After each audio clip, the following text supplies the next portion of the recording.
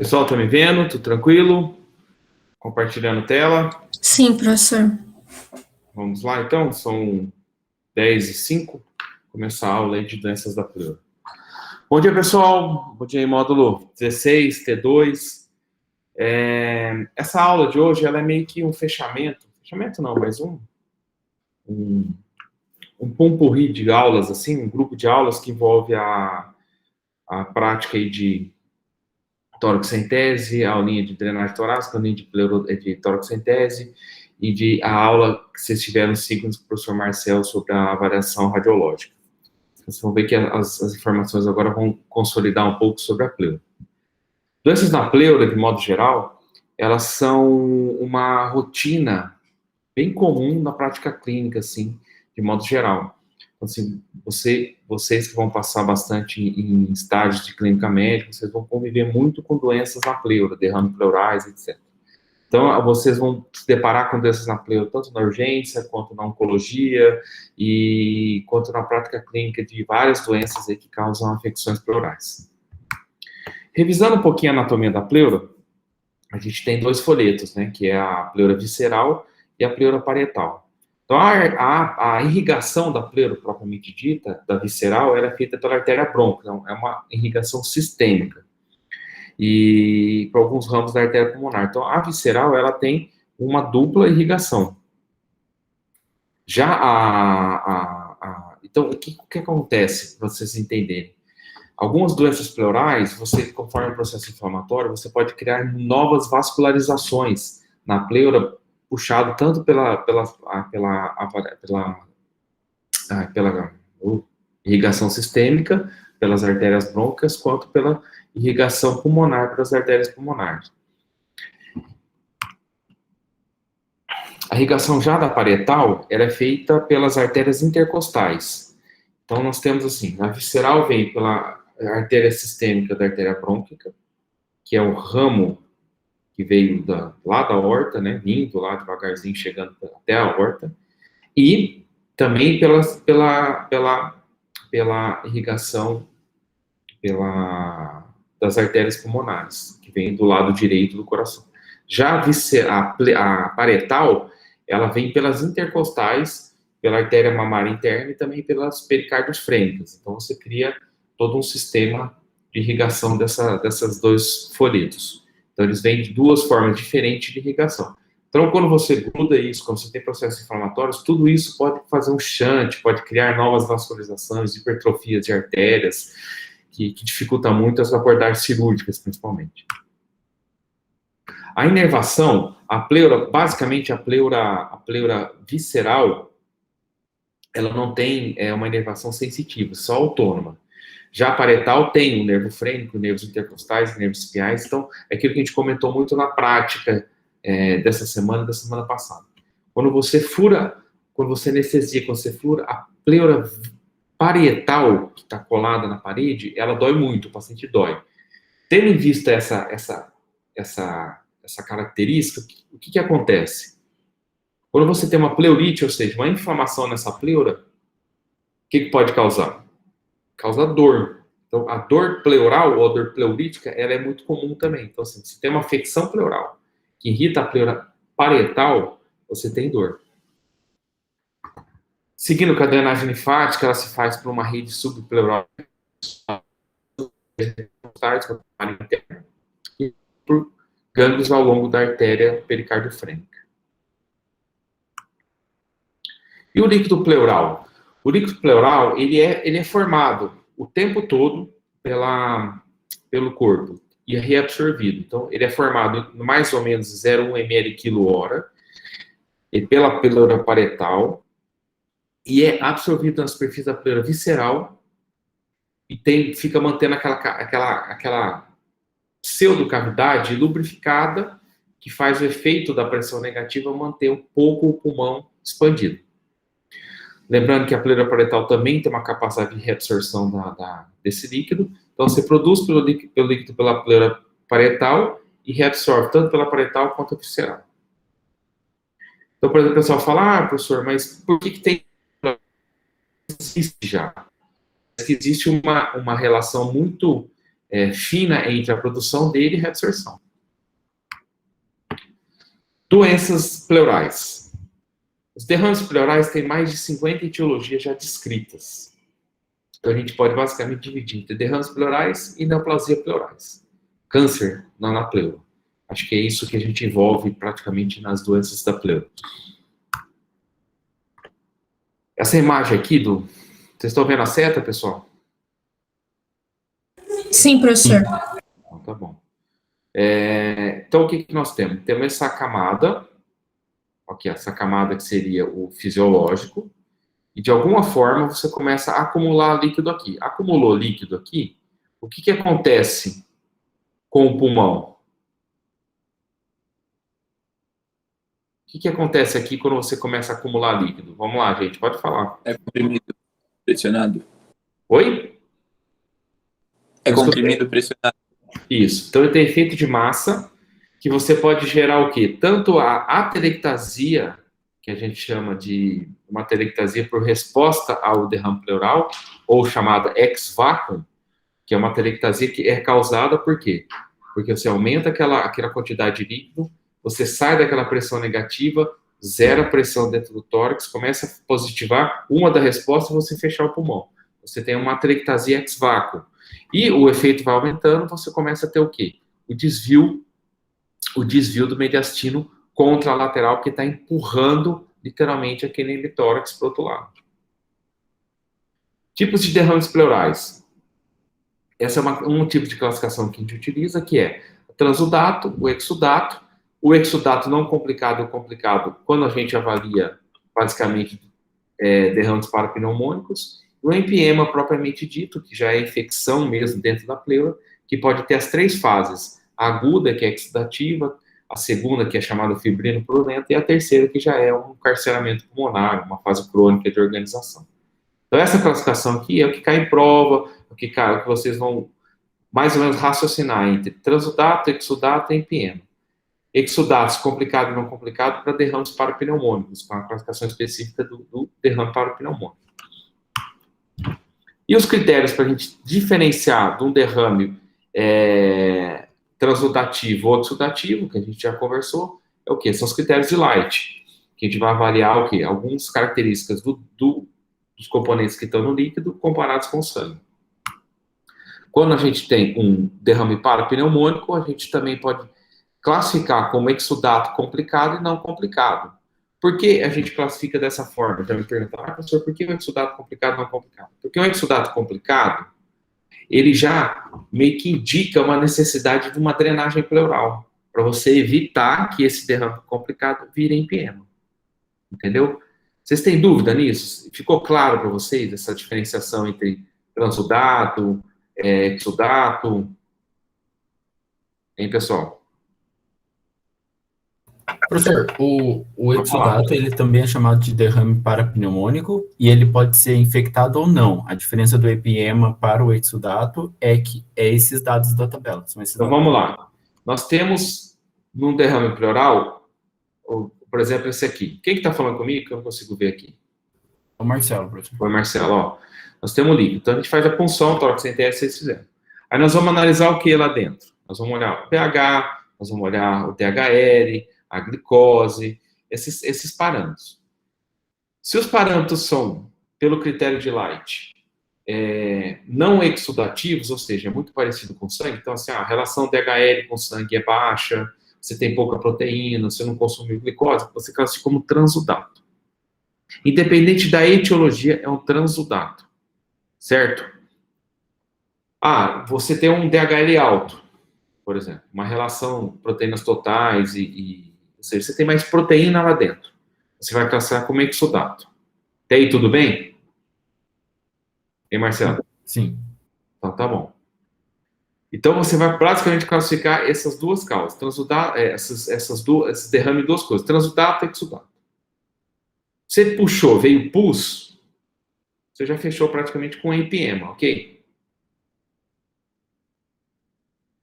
Até aí, tudo bem? É porque, para mim, o pus, ele se assemelha bastante ao exudato, por causa que ele tem alta celularidade, não? Não. Pus é pus, cara. Você vai ver eu te mostro foto de pus.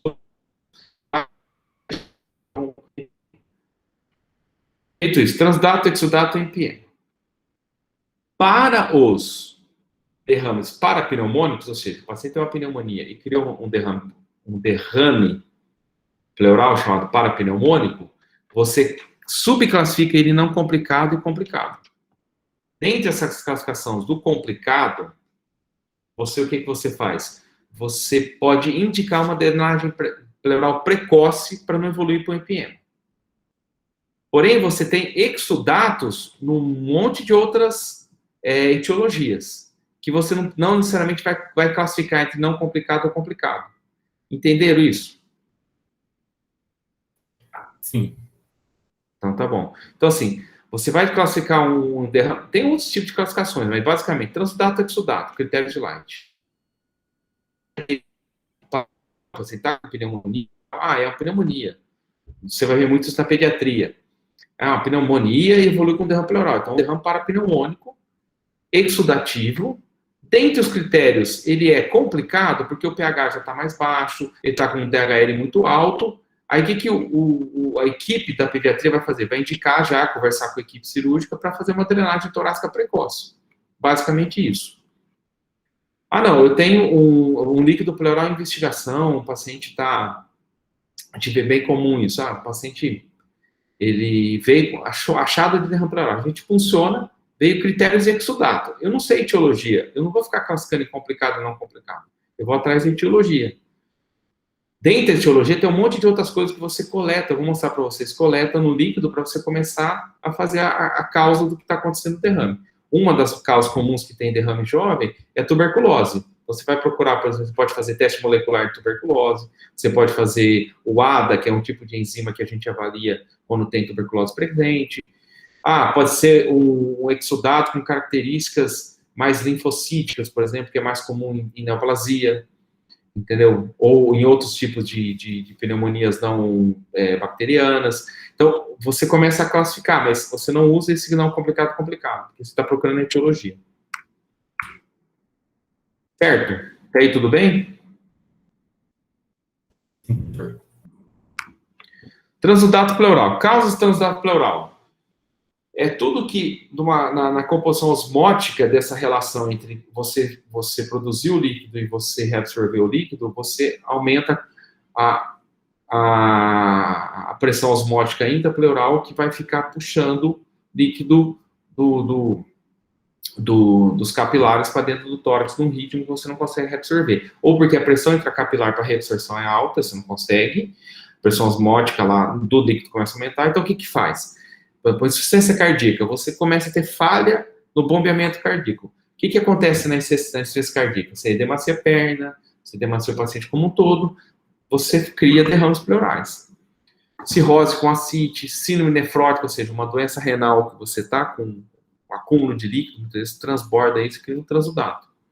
Diálise peritoneal, que pela própria pressão negativa do tórax, você drena líquido que foi colocado na barriga para diálise para dentro do tórax. Mixedema, que é uma doença específica. Atelectasia, por exemplo, o paciente foi lá e a criancinha foi lá e aspirou um amendoim. Criou uma atelectasia segmentar. Essa atelectasia, do jeito que a atelectasia começa a compensar com líquido pleural. Entendeu? E forma líquido transudativo. Pericardite constritiva, obstrução da via cava superior e TEP também causa transudato pleural. Essa transição entre transudato e exudato, ela é meio tênue, assim. Por exemplo, o próprio TEP, o embolismo pulmonar, pode criar um transudato que vai evoluir para um exudato na sequência. Causas de exudato pleurais: tuberculose, pneumonias bacterianas, são chamados parapneumônicos, neoplasias, colagenose, septicemia, embolia pulmonar, infecção por vírus ou fungo, pancreatite, uremia, síndrome de Meigs, ou quilotórax também, um exudato. Por exemplo, está falando de exudato. O exudato por quilotórax tem uma característica específica, então vai ter triglicéridos, vai ter outras características dentro daquele exudato que você fecha a etiologia. Entendeu? Síndrome de Meigs, alguém sabe o que é isso?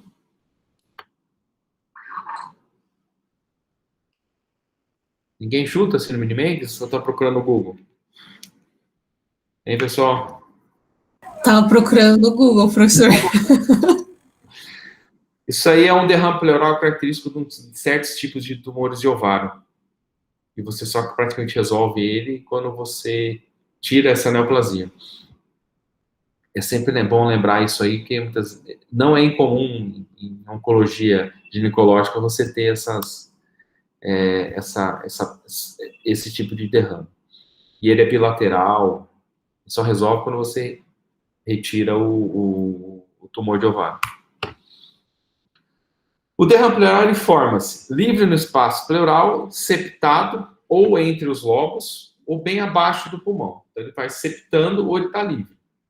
Isso aqui é uma imagem de tomografia, você vê bem, conforme o paciente deitou, o que forma? Forma uma concavidade, ou seja, um líquido que está livre na cavidade. Esse aqui já é um líquido, o quê? Porque está deitado, você tem líquido aqui em cima, você tem líquido, você não tem mais aquela linha, né, com essa concavidade aí, mostrando que ele está livre. Vou mostrar uma foto aqui. Lembra do sinal de menisco, a curva de Mosier, ou seja, o líquido pleural livre, ele faz isso. Nós teríamos o diafragma com essa concavidade dessa forma. O líquido pleural inverte isso e forma a chamada curva de Mosier. Quando ele está encarcerado, ó, não tem essa linha mais. Então ele tem um monte de coisa formando, ou seja, encarcerou por quê? Grudou pedaço do pulmão, fez fibrina, tá aumentando, então já é um derrame provavelmente num empiema ou neoplasia, etc., que já está cheio de formações entre o pulmão e a pleura, mais livre do líquido.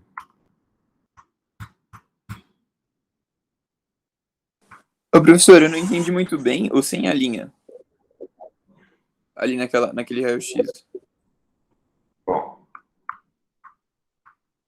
esse No raio-x.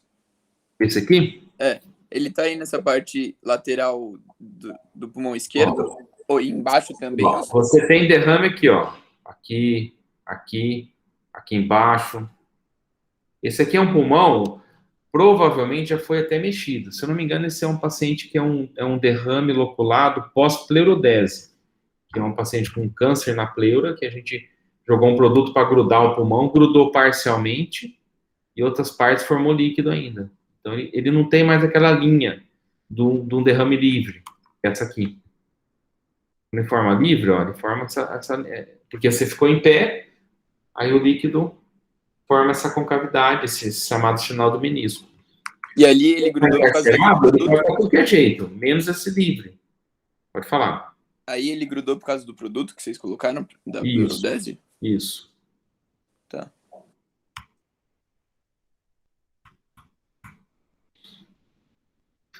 Classificação dos derrames. A gente pode pôr quanto à etiologia, quanto à localização, quanto ao caráter. Tem etiologia, por exemplo, você fala, um derrame pleural por tuberculose, um parapneumônico, é um derrame pleural neoplásico.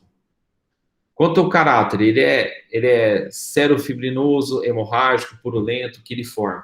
Isso é importante quando? Você está passando visita, você vai avaliar um dreno de tórax que está com o aspecto do dreno. Você vai descrever, a enfermagem descreve, a gente descreve, é um derrame quiloso, ou seja, ele é branco. Olha, ele é purulento, ele é amarelado. Olha, ele é hemorrágico, ele é serohemorrágico, ele é citrino. A gente mostra a característica dele, pra você ter uma noção do que está acontecendo dentro da pleura. Por exemplo, você tem um paciente com um dreno de tórax que está purulento, ou seja, ele está com pus ali ainda, com processo infeccioso em resolução, ou piorando, entendeu? A localização, ele é grande, na grande cavidade, ele pode ser entre os lobos, e pode ser mediastínico, então ele pode ser um derrame loculado mediastínico, interlobar, intercisural, ou livre na cavidade. Ele pode ser gasoso, quando é gasoso, um derrame pleural gasoso, a gente chama de pneumotórax. E quando é misto, um hidropneumotórax. Se tem sangue lá com líquido, com gás, é hemopneumotórax. E um pneumotórax, se tem pus e ar.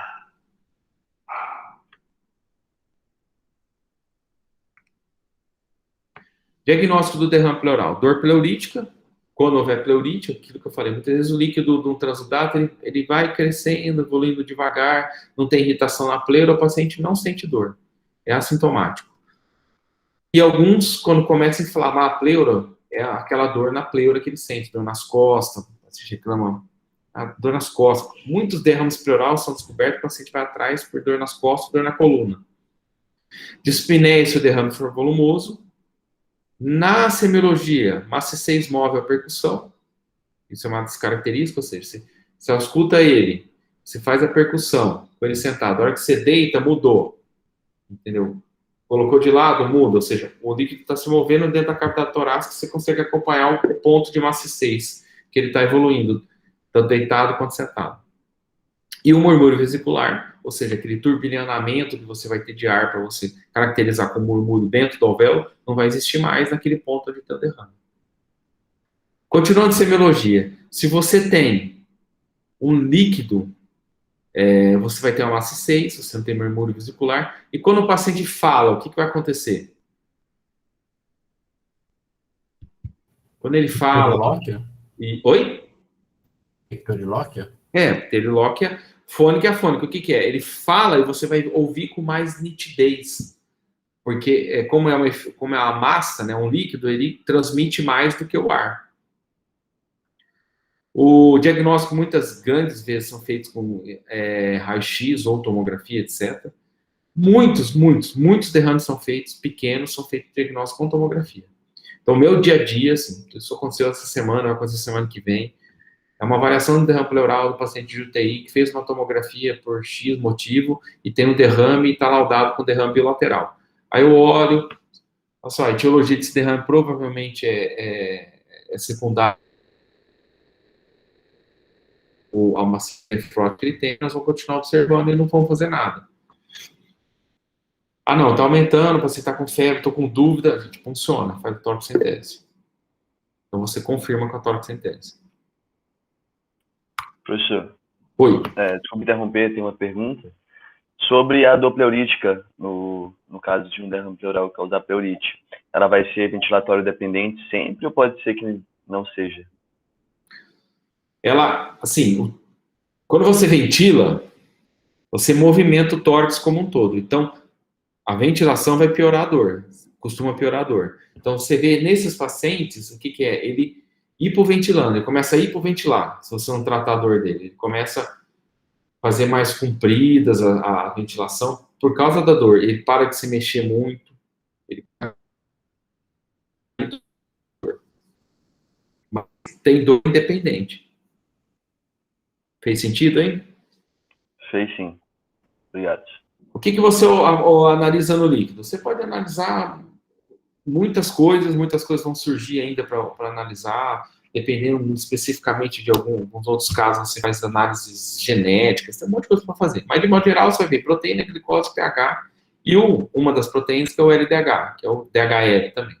É isso aqui, contagem total de células, diferencial de glóbulos brancos. Esses 1, 2, 3, 4, 5, 6 exames, basicamente é a análise do líquido pleural padrão. Nesse líquido, você pode pedir amilase, quando você está suspeitando um quilotórax, ou você está secundário, por exemplo, uma pancreatite. Você pode olhar a citologia oncótica, principalmente, se você vai achar células de características atípicas. A adenosina deaminase, que é um marcador muito forte, que quando ele é negativo, praticamente você exclui tuberculose pleural. Você pode fazer teste rápido molecular para tuberculose. Você pode fazer cell block, ou seja, você puxar 200, 300 ml de líquido, centrifugar. Aí do centrifugado você fazer parafina e olhar o agrupamento de células para ver se você consegue muitas vezes fechar até um diagnóstico de um subtipo de câncer com cell block. E o céu é limite aqui entre o que a gente pode fazer de exame do líquido pleural. O transudato, ele vai ter ausência de proteína, ausência de DHL, e vai estar muito semelhante ao que? Ao que está no sangue. Contagem de glóbulos brancos menor que 1000, e a predominância de um transudato é de mononuclear. O pH costuma ser normal, os níveis de glicose igual ao nível sanguíneo, e reação de Rivalta negativo. Alguém sabe o que é isso? Antes de procurar no Google.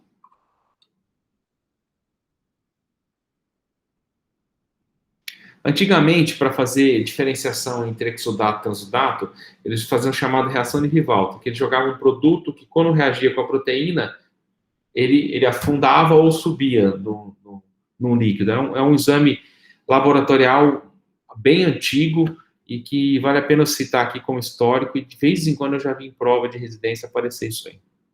Então, para a Rivalta positivo, você tem basicamente que ter proteína para fazer a reação com aquele produto. Então, por exemplo, no exudato vai ser um Rivalta positivo. Hoje é feito isso? Não, hoje não é feito. Hoje é feito DHL, entendeu? Proteínas totais. Você faz essa relação aqui para você fazer a sua diferenciação do exudato e transudato, entendeu?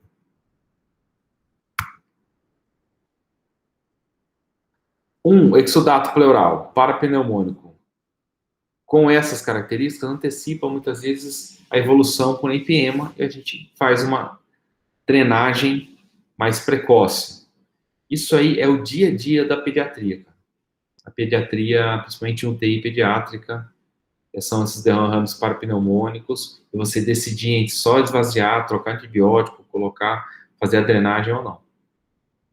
Tem uma das questões clássicas que são assim, uma criancinha vem com uma pneumonia ruim, você começa a tratar, ela piora, ela melhora, aí ela piora, aí o raio-x tem derrame. Qual que é a conduta? Trocar antibiótico, drenar o derrame, aí você faz a punção. Aí você drena e mantém o antibiótico. Basicamente é isso que é a conduta pediátrica de um derrame parapneumônico. Radiografia. A imagem típica, igual eu mostrei para vocês, é o menisco, que é a concavidade voltada para cima, chamada linha de Demousier, e variável com decúbito, ou seja, se ele está livre, a hora que você deita o paciente, esse derrame, ele escorre e forma uma outra imagem no raio-x. Essa imagem, com essa concavidade para cima, você muda, porque o derrame, ele migra. O desvio sempre é contralateral. Olha a traqueia dele aqui vindo, ó, ela vindo para cá. Ela vindo para cá. Ó. Por que isso? Porque é o efeito de massa.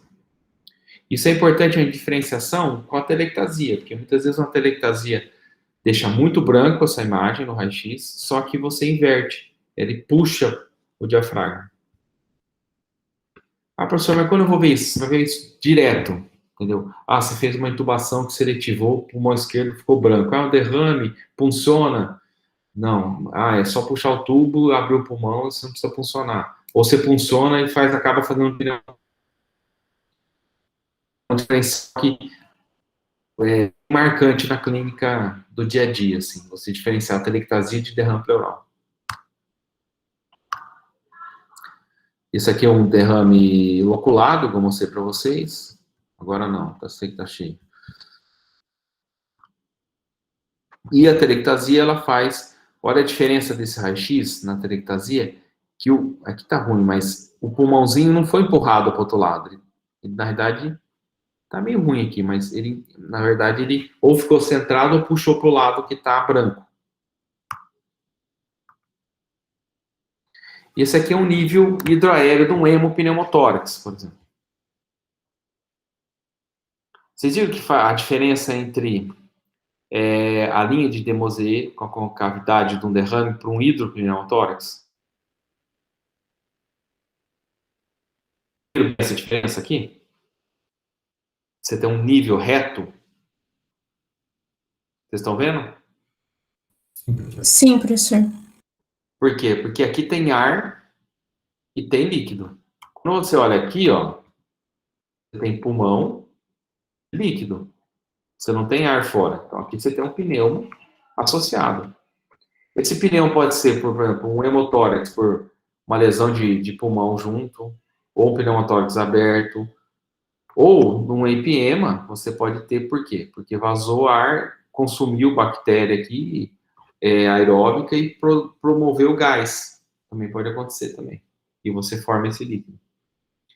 Então, por exemplo, níveis hidroaéreos pleurais ou intra-abscesso pulmonar, você vai ver o nível, porque tem gás e líquido.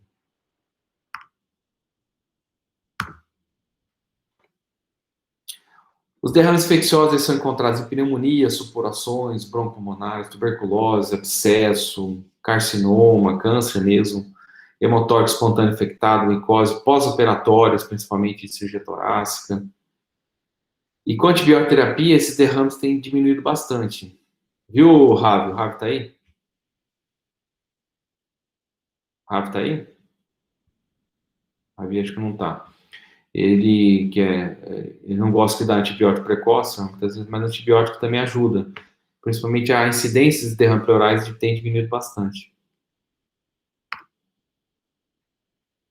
Seca de... Oi? Então, o diagnóstico, por exemplo, precoce e o tratamento precoce com antibiótico de pneumonia na infância evita que o quadro evolua, né? Que precise de maior densidade de recursos. Exatamente. Mais barato isso, então, né? Com certeza. Do ponto de vista da saúde pública. Tá bom. Com certeza.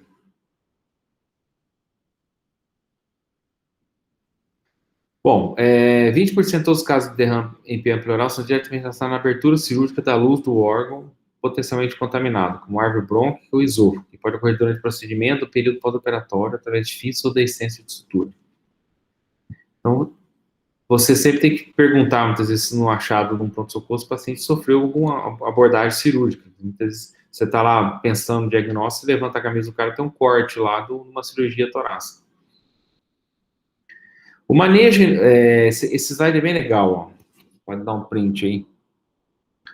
Como que funciona assim? Isso aqui, ó, a base aqui de propedêutica hoje de derrame pleural. Você tem a suspeita clínica, vai confirmar com raio-x de tórax, frente perfil e decúbito lateral. Começo. Confirmou derrame pleural. Tórax centésio. Líquido de aspecto não purulento, aí você faz critérios de Light. Entendeu? Critérios de Light. Ele não está complicado e é um parapneumônico por definição, aí você faz antibiótico. Critérios de Light complicado, um parapneumônico, você pode pensar no empiema e passar por uma drenagem torácica.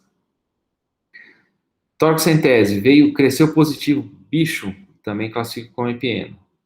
Ou líquido de aspecto purulento, também empiema. Isso você já vai passar com tratamento. Fase aguda, você faz a drenagem. Fase de transição, você já tem que fazer uma videotorxoscopia. E a fase crônica, dependendo, ou você vai fazer uma decorticação pulmonar, ou você vai fazer já uma pleurostomia. Você vai ter que abrir, depende do paciente, ele está o status muito ruim, e você precisa fazer um clearance dessa cavidade, então você já abre a cavidade para o meio externo.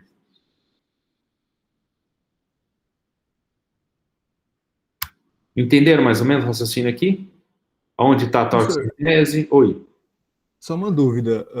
Por exemplo, se o pH dá complicado, por exemplo, 7,15 e uma glicose dá normal, eu considero sempre o caso pior?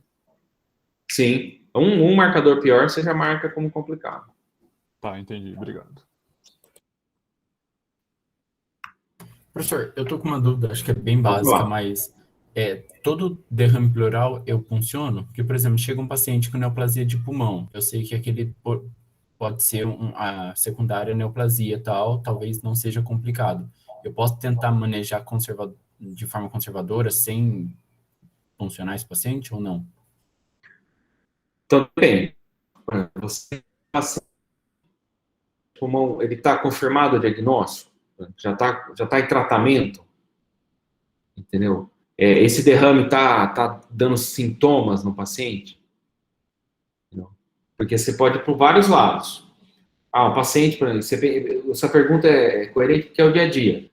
O paciente está com câncer de pulmão, ele já tem estadiamento, que é um tumor avançado, já está em tratamento, e ele está assintomático daquele derrame.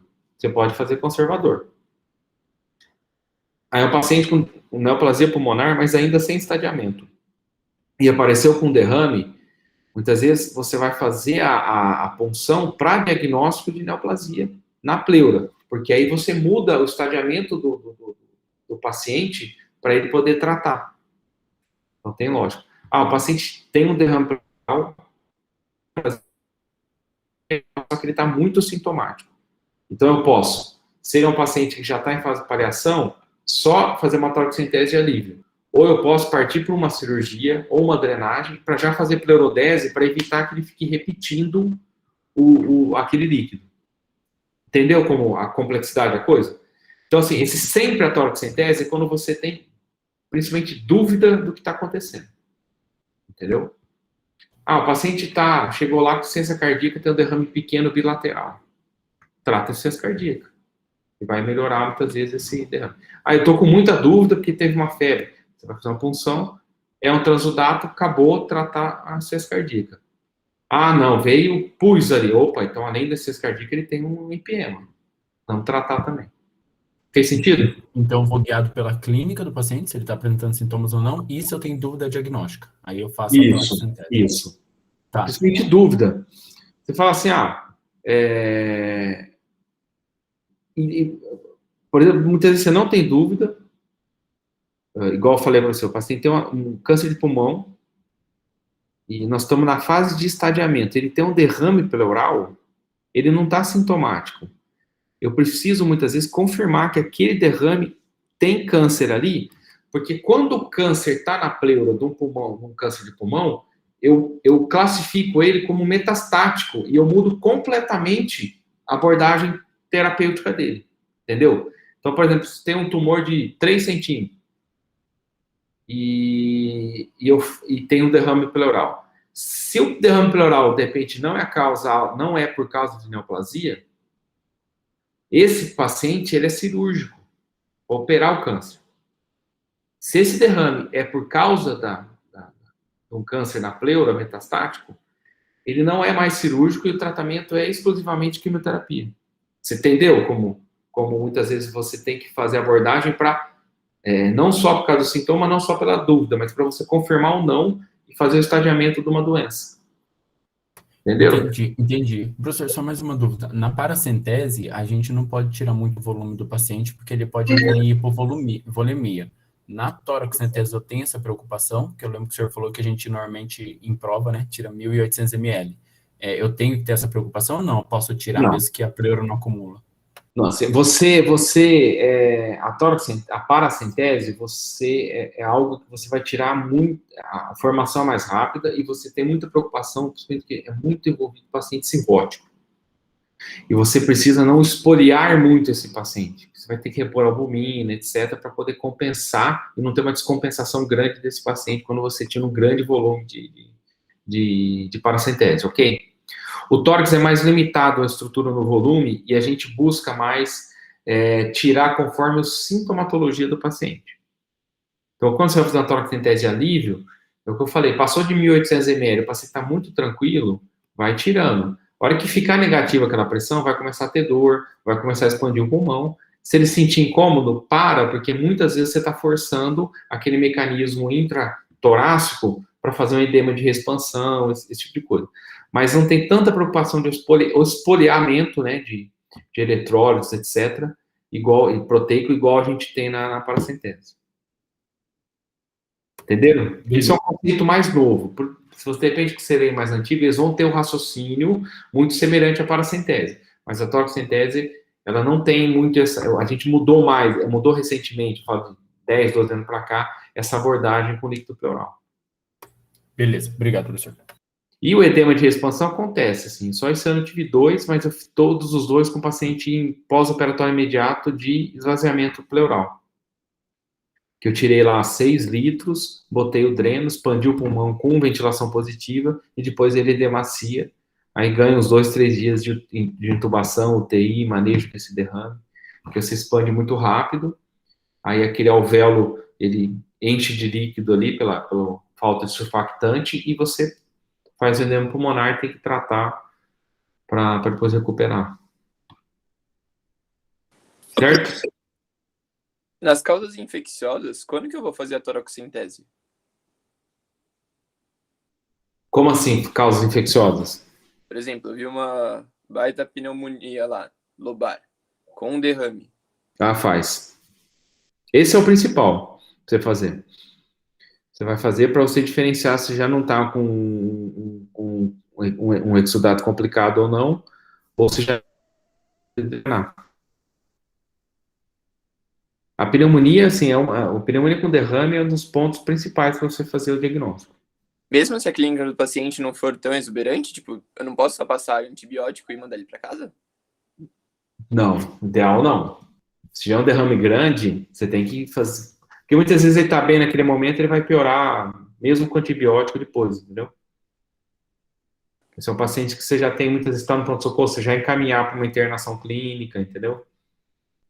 Tá. Para fazer uma torcentese ou evoluir um pouco mais na avaliação. Beleza, professor, E obrigado. grande chance dele ter que ganhar um dreno aí para poder ficar bem de vez, entendeu? Você vai entender o que eu tô falando? Quem perguntou? Rodrigo. Rodrigo. Porque se você comer bola nesse momento que um dreno resolve, você vai ver o que vira. Eu vou mostrar a foto. Se você deixar o empiema chegar em fase 3 crônica, entendeu? Então, se você tivesse raciocínio lá na ponta, você evita uma cascata que pode acontecer com o paciente, entendeu? Beleza, valeu, professor. Derrame por tuberculose.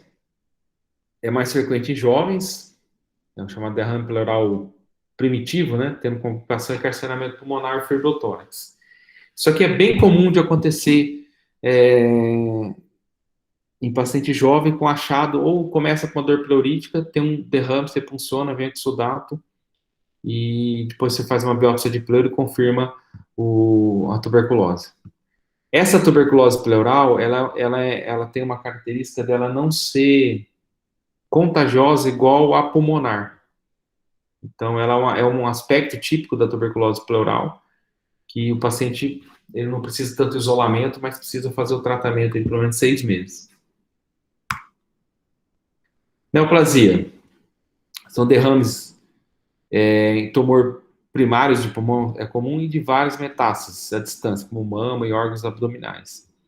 Esse é um dia a dia, você teve mama, próstata, osteosarcoma, ovário, são diversos cânceres que tem tumor na pleura, aí a pleura é invadida por tumor e faz exudato mesmo de líquido. Nesses derrames pleurais neoplásicos, além de esvaziar, fazer toraxentese, você muitas vezes tem que tratar para evitar que fique repetindo e poder dar alívio enquanto ele faz o tratamento específico da neoplasia para poder ficar bem o paciente. O professor, bom dia. Nesse caso das neoplasias, uma coisa que eu não entendi muito bem é qual que é a função do oncologista clínico e do cirurgião em um caso como esse, por exemplo. Até onde um trata, até onde outro trata, enfim. Cara, é o seguinte, isso aí é um dos mistérios da medicina, né? Até aonde vai uma especialista e outro especialista, né? Mas a rotina funciona assim, o tratamento como um todo da neoplasia é do oncologista. Então, um paciente que tem uma neoplasia metastática na pleura é um paciente que vai demandar um tratamento quimioterápico, uma discussão de radioterapia, e isso quem faz o manejo é o oncologista. Onde o cirurgião entra nisso? Ele vai entrar para fazer o diagnóstico, vai fazer o procedimento de pleurodese e lidar com essas situações, assim, com o derrame neoplásico clássico na pleura ali, né? Eu, como cirurgião torácico, com câncer de pulmão, como que eu faço? O paciente normalmente chega para mim, ou encaminhado pelo oncologista, ou encaminhado para outros especialistas, principalmente pneumologista. Aí eu faço o estadiamento clínico, entendeu? E diagnóstico, entendeu? Como que nós vai fazer punção, vai fazer broncoscopia, vai fazer um PET-CT, vai definir onde está o tumor. Definido onde está o tumor, existe uma classificações em quais a gente vai operar o paciente. Aí os que são cirúrgicos, eu opero, trato do perioperatório, espero o estadiamento cirúrgico fechar, porque dependendo do estadiamento, se ele for estádio 1, 2, 3, no pós-operatório. Alguns casos, eles não são mais, são pacientes que se consideram curados só com a cirurgia. Esse paciente, muitas vezes, fica com o cirurgião o segmento.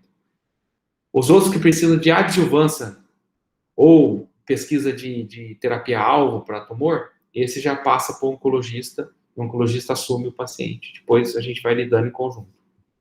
Mais ou menos essa é a diferenciação. Tudo bem? Obrigado, professor. Mas o cirurgião opera e o oncologista faz químio e rádio, basicamente assim, bem grosseiramente. Assim. Aí o que tiver no meio vai muitas vezes de equipe, entendeu? O ideal, assim, para algumas neoplasias específicas, como câncer de pulmão, se chama ter os oncoteam, né? Você tem um time mesmo que você vai discutir as condutas em conjunto, muitas vezes. Então, você consegue ter isso. A gente tem alguns grupos aí que a gente já faz isso, tanto no privado quanto no SUS. Entendi. Obrigado, professor. Derrame por infarto pulmonar, ele costuma ser pequeno, regride sozinho. Doenças do colágeno, como lúpus, ele é um derrame normalmente bilateral, ou do lado esquerdo, associado a derrame pericárdio, ou seja, a gente chama de serosite crônica, ou seja, essa doença ela gera uma produção de proteína, tanto na pleura quanto no pericárdio, que faz acúmulo de líquido. Insuficiência cardíaca, transudato, com celularidade baixa densidade, baixa glicose e proteína. E normalmente o que tem no sangue. A causa mais comum é a pressão hidrostática da circulação venosa pulmonar ou sistêmica, ou em ambas. O tratamento do transudato é você tratar a causa base, né? Então, assim, insuficiência cardíaca congestiva, você tratar, fazer uma compensação que muitas vezes ele melhora.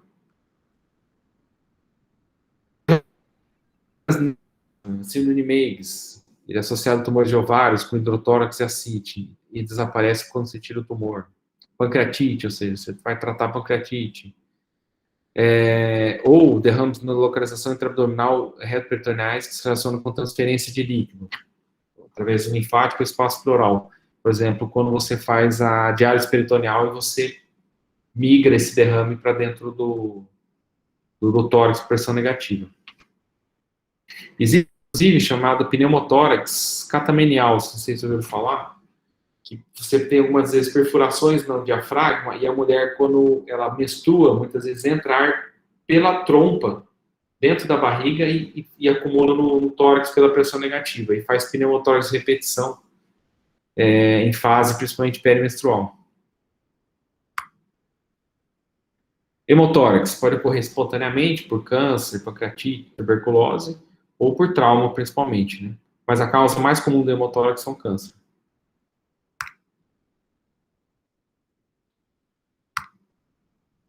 Tratamento do hemotórax: observação, toracocentese, drenagem, lise com fibrinolíticos, remoção por videotoracoscopia. E se tiver um sangramento profuso, você, em choque, você muitas vezes vai fazer a toracotomia, porque os sangramentos no tórax, eles podem ser fatais, né? A grande maioria você vai tratar de hemotórax com dreno. Então, nós lá no base, por exemplo, acho que dos últimos 8 hemotórax que nós tivemos, a gente fez toracotomia. Lise fibrinolítico já é uma coisa meio proscrita, difícil de ser feita, pouco feita.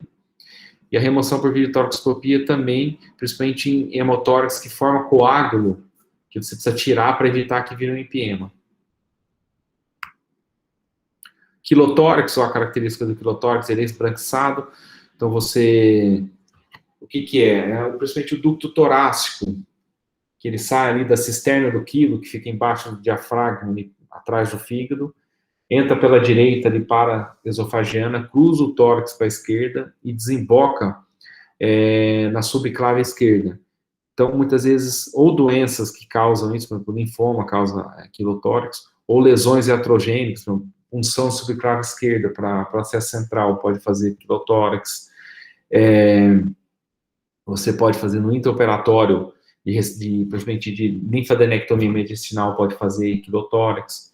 Então, a característica é bem isso, assim, esbranquiçado, o tratamento é bem elaborado, como é que você vai tratar esse paciente. Muitas vezes começa com jejum, depois, outras vezes tem que fazer cirurgia para achar o ponto que está vazando e fechar. E o tratamento derrames neoplásicos, deve se dirigir ao câncer responsável, e a gente usa a pleurodese, principalmente com talco, para fazer uma inflamação nas duas pleuras, elas grudarem e evitar que fique tendo espaço para formar líquido pleural. O parapneumônico você vai tentar evitar da fase exudativa para fibrino purulenta, então você drenar precoce em derrames complicados. E você pode, muitas vezes, com fase 3, você decorticar mesmo, tirar toda a lise de doença que tem ali com toracotomia, cirurgia mesmo, e limpar. Isso aqui é uma toracotomia aberta. Olha bem isso aqui como é feio. É um caso gravíssimo aí do empiema, para vocês, quando tiverem derrames com a pneumonia, lembrar rápido de que aquilo precisa ser esvaziado, porque para evitar que a gente precise fazer essas mutilações aí em pacientes. Entenderam aqui? Não. O professor, explica essa imagem assim, o que está acontecendo aí. Esse aqui é um paciente gravíssimo, ó, entubado, tracostomizado, consumido, já com empiema crônico, e a solução que a gente fez aqui nesse empiema, essa foto não é minha, né? Essa foto acho que é da internet aqui. Mas, de modo geral, também tem uma toracotomia, que deve ter sido feito antes do paciente, não sei a história exatamente dele. Tem um mamilo aqui, tem um buraco, ó, tirado costela, que a gente tem, por exemplo, uma toracotomia, ó, expondo a cavidade torácica para poder fazer limpeza. Então, ela fica vazando ali, limpo, e você tira a infecção. Isso é uma das cirurgias mais antigas do tórax que existe e que mais funciona, assim, você consegue tirar mesmo a infecção com a mão. Você lava isso aqui todo dia, o paciente em casa. Então, o que você está vendo aqui é o pulmão. Exatamente.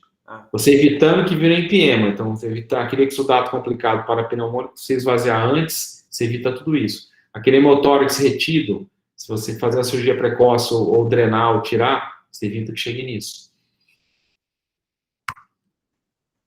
Eu vou fazer uma cirurgia dessa amanhã, por acaso, lá no estadual.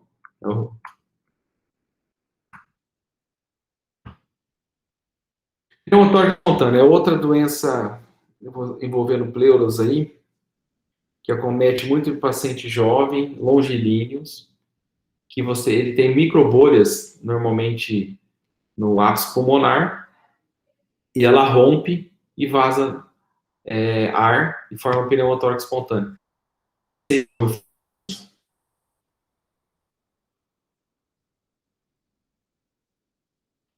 Ninguém ouviu falar de pneumotórax espontâneo? Já, professor. Já, né? Então, porque normalmente você tem alguém na turma já operou, entendeu? Ou um conhecido já operou, que acontece bem em pacientes jovens. O tratamento normalmente é drenagem, o primeiro tratamento, e a partir do segundo episódio a gente já indica uma cirurgia para ressecção do ápice pulmonar e fazer a pleurectomia. A gente tira a pleura parietal para grudar tudo ali e evitar que fique refazendo o pneumotórax. Pneumotórax hipertensivo, lembrando, é uma emergência. Você começa a entrar ar não sai, você começa a ter um comprometimento hemodinâmico até uma parada cardiorrespiratória. Pneumotórax hipertensivo é uma emergência. O tratamento inicial é uma punção, normalmente segundo espaço intercostal, que você faz, esvazia, para depois passar por uma drenagem torácica.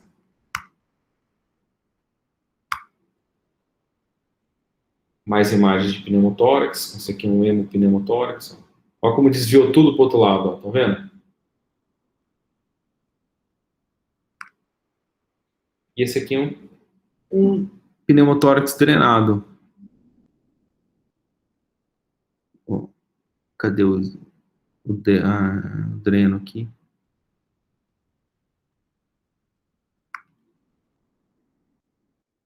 Não estou conseguindo ver a posição do dreno. Outro acometimento para acontecer em pneumotórax é isso aqui, ó, enfisema subcutâneo. De alguma forma, o ar de secar entre os folhetos da pleura e ele ir para o subcutâneo por alguma fístula. Isso aqui é um paciente com enfisema subcutâneo e que depois de alguns dias de tratado, olha a diferença. É o mesmo paciente, ó.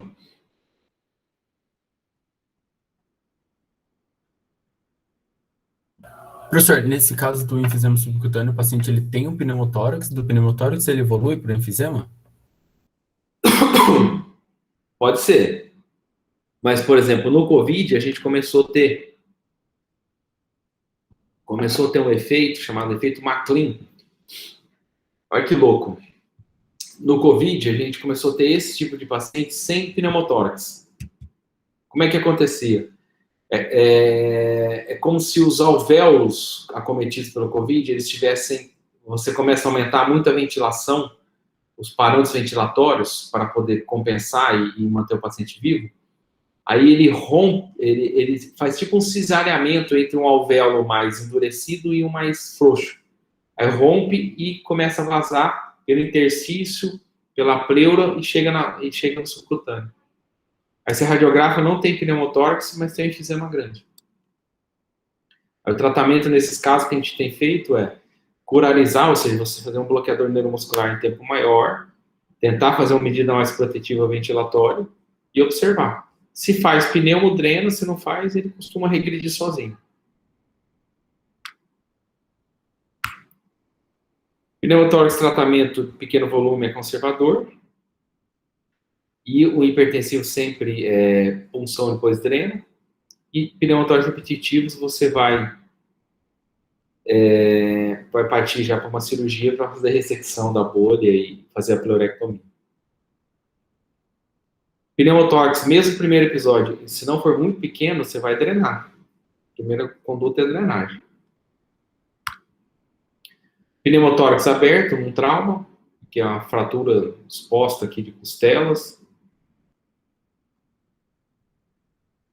Como é que você trata isso? Curativo de 3 pontos? Tem que ser curativão, né? Mas tem que botar dreno. Se você quer um paciente de emergência, você vai colocar um dreno e tentar fazer um curativo aí para depois o cirurgião resolver, entendeu?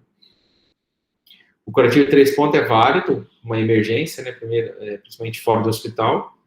Quando você não tem o dreno. Se botou o dreno, o curativo de 3 pontos já não tem mais sentido. Aí você faz um curativo fechando mesmo. Pneumotórax aberto, não. Ar entrando. E se você fechar, ele pode evoluir para um pneumotórax hipertensivo. Por isso a gente fala você e não tem como drenar na hora, você faz o curativo de 3 pontos que você cria uma válvula para evitar que ele vire um pneumotórax hipertensivo. Professor, eu tô com uma dúvida ainda no enfisema subcutâneo. O senhor falou que tem uma fístula, né, algumas vezes, que o ar disseca os folhetos da pleura e passa para o subcutâneo. Se eu colocar o dreno de tórax e não fechar essa fístula, o ar não vai continuar passando para o subcutâneo? O dreno de tórax, assim, quando você tem um pneumotórax, o que acontece? A fístula, boa parte das fístulas pulmonares no pneumotórax, no enfisema, etc., quando você expande o pulmão, ela fecha. Com o tempo, assim, ela vai fechando, entendeu? Ela cicatriza. Então, o tratamento, o dreno de tórax trata, você manter o pulmão expandido, aquela cavidade equilibrada e vai fechar. Débito, com a bolha que vai ficar vazando muito, o dreno não está resolvendo, aí muitas vezes é cirúrgico mesmo, para ser correção. Beleza. Entendeu? Entendi, professor. Só para você ter uma noção, como que a gente faz uma biópsia de um paciente com neoplasia de pulmão, por exemplo? Normalmente a gente faz hoje o quê? Com tomografia, a gente posiciona, entra com uma agulha, aí dentro da agulha desce uma agulha de biópsia e biopsia. E tira. É uma agulha grossa, assim, tipo mais ou menos igual o gel que vocês fizeram a toracentese. E a grande maioria desses pacientes não evolui com pneumotórax depois do procedimento. Porque na hora que você tira, aquilo já fecha. Então, o que devem furar de pulmão em função de venosa, em toracocentese, etc., e que a fístula já fecha de imediato, é grande. Né? Ela tende a fechar sozinha. Quando faz pneu, etc., você tem que drenar, o pulmão expandir e ela fechar. Beleza, obrigado. Neoplasia específicas da pleura.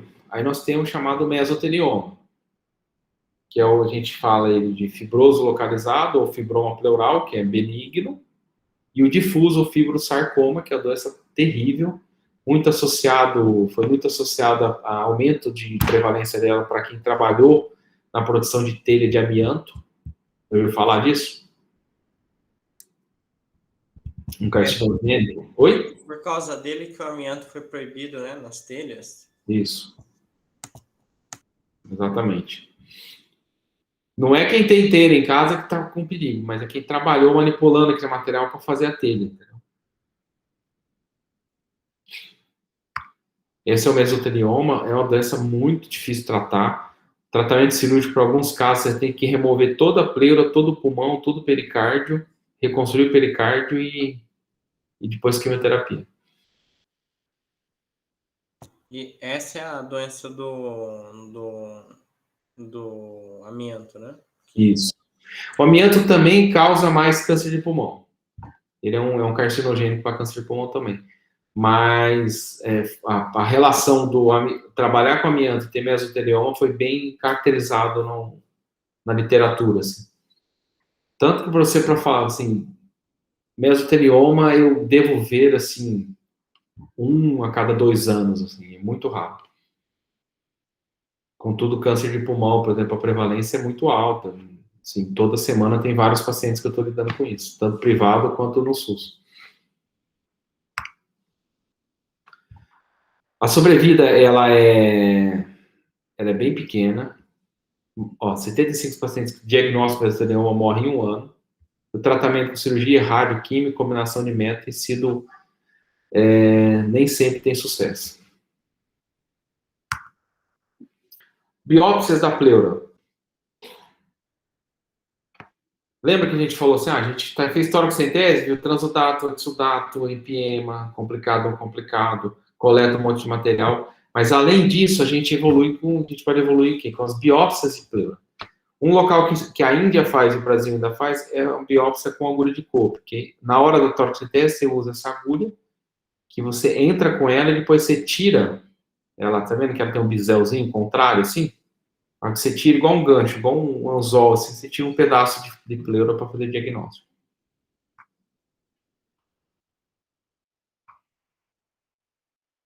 Certo, pessoal? Dúvidas? Até aqui? Não, professor, tranquilo. Eu vou rodar, esse vídeo está aqui linkado para vocês também, para eu mostrar umas diferenças aí para vocês. Esse caso aqui é uma biópsia de pleura e pericárdio por vídeo. O que eu quero mostrar aqui? Uma pleura normal. Essa pleura está normal, com um pulmão normal, rosinha, diafragma, ó, músculo diafragmático, intercostal, ó, a pleura está completamente normal. Ela é praticamente um tecido transparente. Ó. Aí aqui a gente faz a biópsia, ó, tirando um pedaço mesmo da pleura.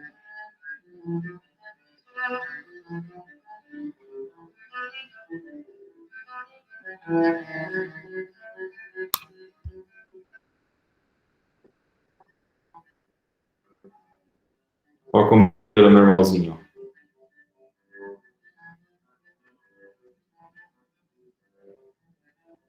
Olha bem essa imagem dessa pleura normal, daqui a pouco nós vamos ver umas pleuras doentes, você vê a diferença. Aqui o pericárdio, ó, o coração batendo, pulei aqui, ó. A gente vai fazer arrancar uma tampinha do pericárdio normal também.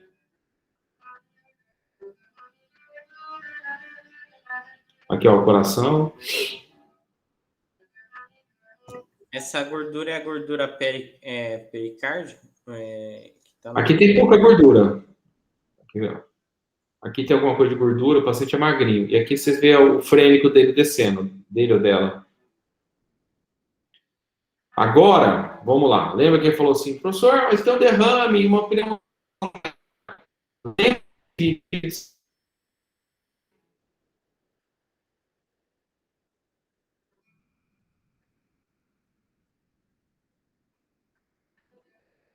Ó, a pleura, ó. Toda doente, ó. Chama fibrino purulento por causa disso, ó, tá vendo? Forma essas fibrinas, ó. Ele vai grudando. Você tá vendo porque locula, faz o derrame loculado? Ó, o que faz essas aderências.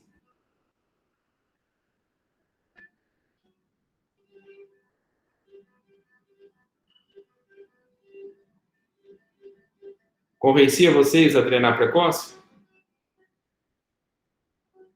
Sim, professor. Tô convencido, professor. Olha aqui, ó. Olha, só para ter uma ideia. Esse aqui é um paciente que eu fiz recentemente, ano passado. Uma decorticação. Olha a grossura da pleura, tá vendo? Parece que tem costela aqui, ó. Olha o tecido. A grossura do tecido. Isso aqui é um produto de pleurectomia ali por causa de empiema crônico. Então o tratamento é bem mais difícil, é ruim. Olha aqui o que tinha lá, ó. Tá vendo que é muito característico o pus quando você faz a toracentese, ó. E pus mesmo. Então, paciente com pneumonia, que eu faço diagnóstico, vejo que ele tem derrame pleural e a gente faz a toracentese e vê que tem pus. Aí, Dreno. Não, dreno. sequência de dreno. Entendi. No caso médico clínico, tem que conversar com a equipe de cirurgia para colocar. Quem vai drenar, né? Quem vai cuidar. Normalmente tem as retaguardas cirúrgicas, né? Esse aqui é um pneumotórax de repetição. Que a gente fez o quê? Ó, o paciente já tinha criado várias aderências. Você vê que é diferente da aderência do empiema, ó.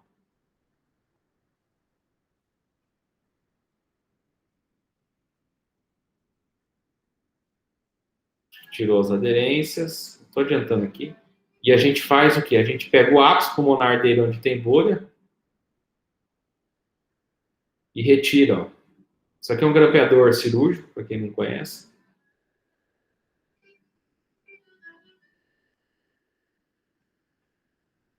E você tira o ápice pulmonar onde tem as bolhas.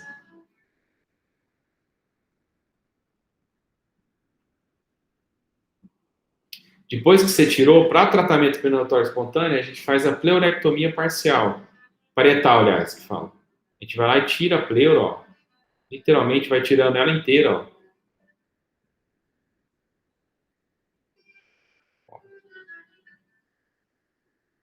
Aí ela fica sem pleura, aí o pulmão expande, gruda tudo ali, a pleura visceral com a cavidade torácica.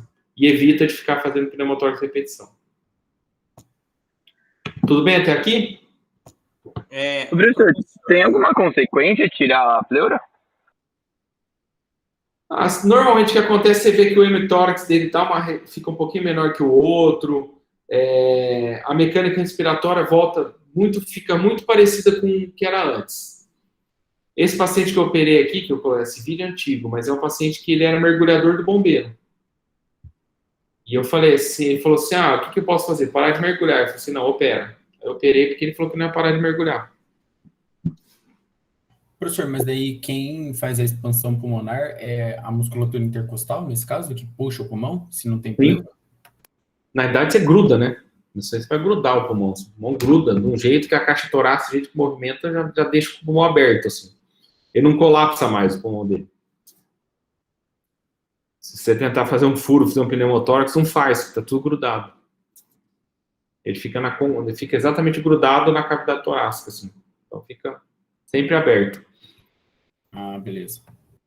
E aí, Agora, Professor, oi. eu fiquei com uma dúvida nessa parte, porque aí a mecânica ventilatória vai alterar, né? Porque se ele tá com o pulmão grudado...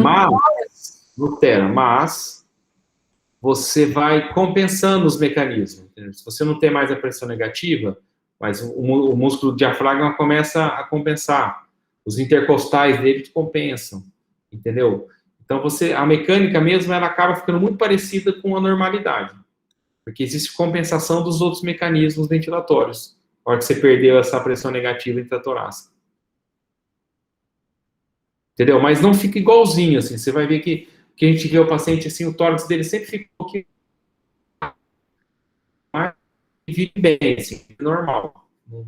Pratica esporte, faz tudo.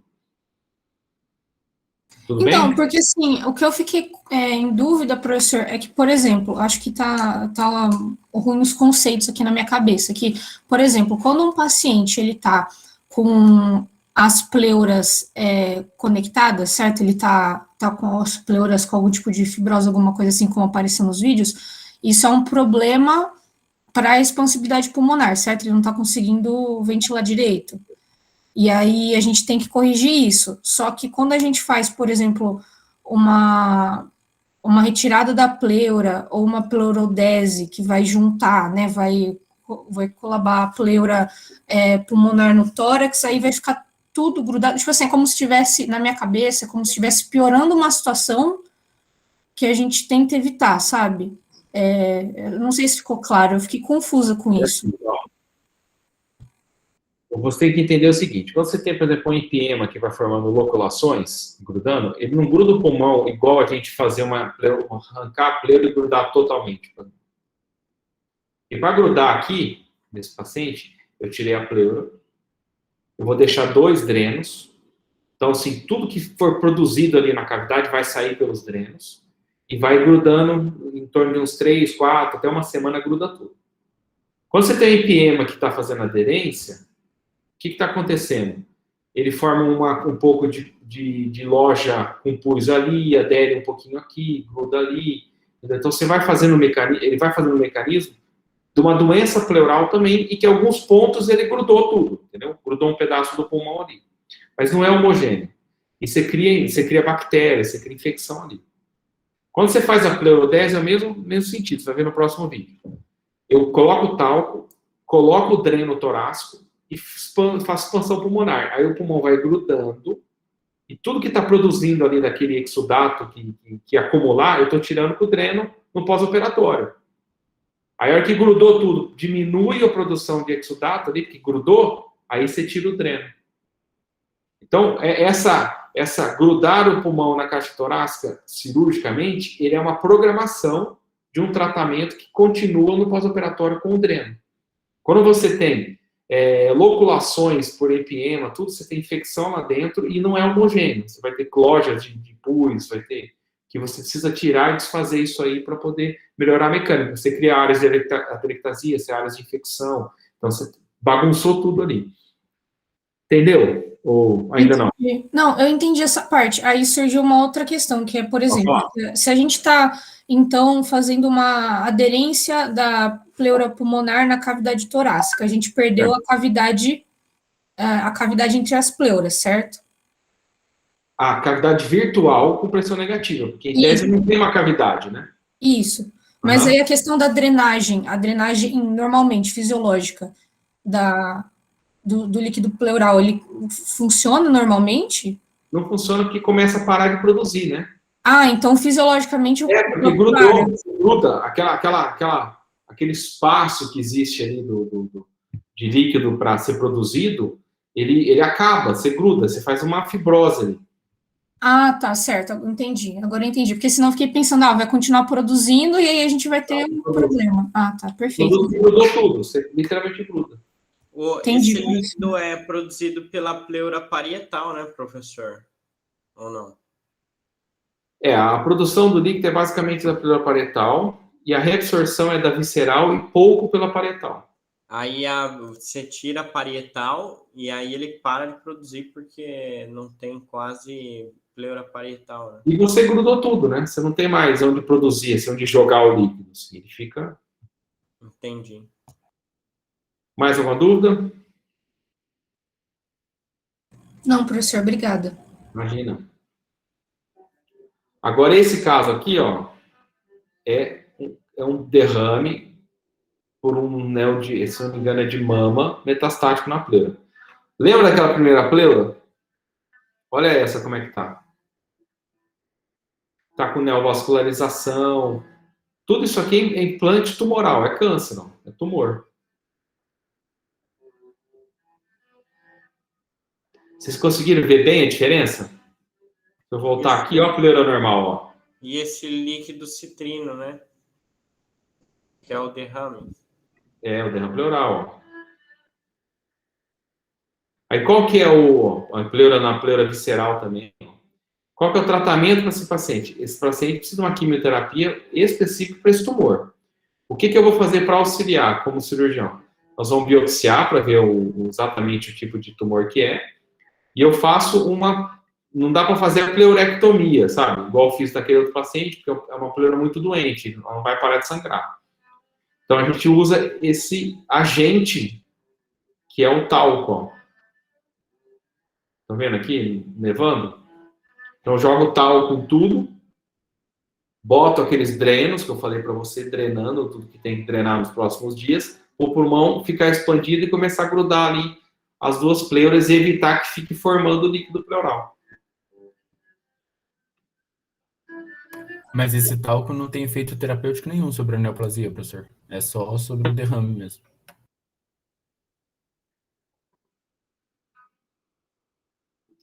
Sobre o tumor, não, nenhum.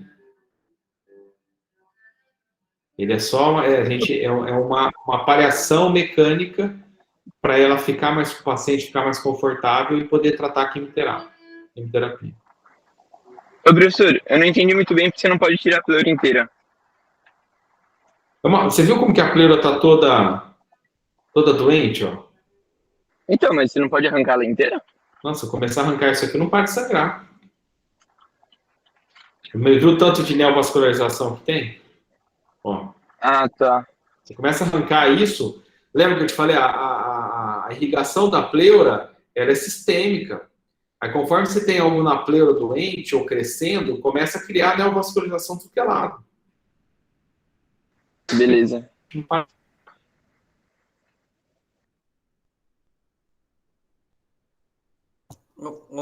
Professor, por causa disso, dessa vascularização da pleura, é comum um paciente que vai ser submetido a alguma cirurgia dessa precisar de reposição volêmica, essas coisas?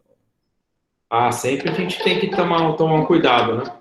E aí, no caso, quem faz isso é o anestesista, que coloca, se ele tá tendo hipotensão e tal. Sim, vamos lá. Eu vou operar um câncer de pulmão.